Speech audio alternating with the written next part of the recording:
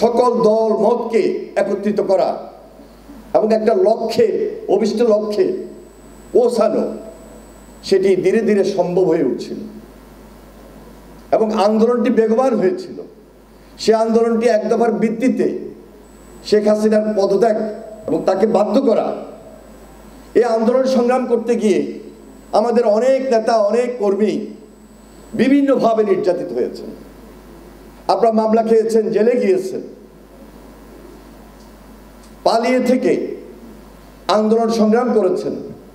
আমাদের অনেক নেতাকর্মী গুমের শিকার হয়েছে, খুনের শিকার হয়েছে, কিন্তু আমরা কখনো পিছপা হই নাই, আমরা কখনো হাসিনার কাছে মাথা নত করি নাই। ৩১ দফা কে নিয়ে আমরা মাঠে, ময়দানে, গ্রামে, গঞ্জে এবং বিশেষ করে আপনারা যারা আজকে এখানে উপস্থিত,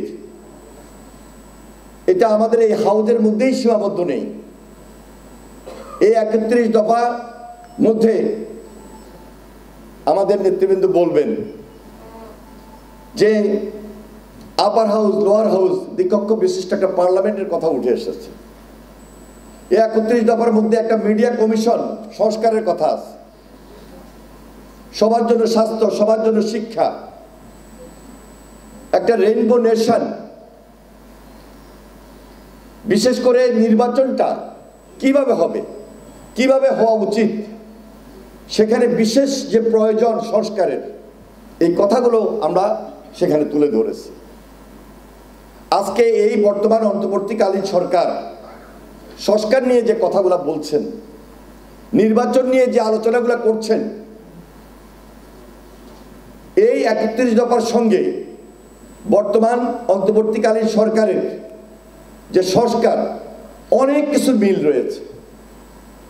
তাহলে তারেক রহমানের যে দৃষ্টিভঙ্গি, তারেক রহমানের যে চিন্তা, তারেক রহমানের যে ধারণা, যেটি একসময় শহীদ রাষ্ট্রপতি জিয়া রহমান এই বাংলাদেশের মানুষের সামনে দিয়েছিলেন, যেটি বেগম খালেদা জিয়া ভিশন 2030-র মাধ্যমে জনগণের সামনে তুলে ধরেছিলেন, আজকে আমরা লক্ষ্য করছি শুধু জনপ্রিয়তাই না, শুধু জনগণের কাছে জনপ্রিয়ই না, বাস্তবে এই ৩১ দফা যদি হয়, আমরা যদি এটাকে এই নির্বাচনের মধ্য দিয়ে, সবার আন্তরিকতা, সবার সহযোগিতার মধ্য দিয়ে, সকল রাজনৈতিক দল, মত, পথ সবাইকে এক করে আমরা এই অভিষ্ট লক্ষ্যে পৌঁছতে পারি, আমার দৃঢ় বিশ্বাস এই বাংলাদেশের মাটিতে আবার ফ্যাসিবাদ আসতে পারবে না।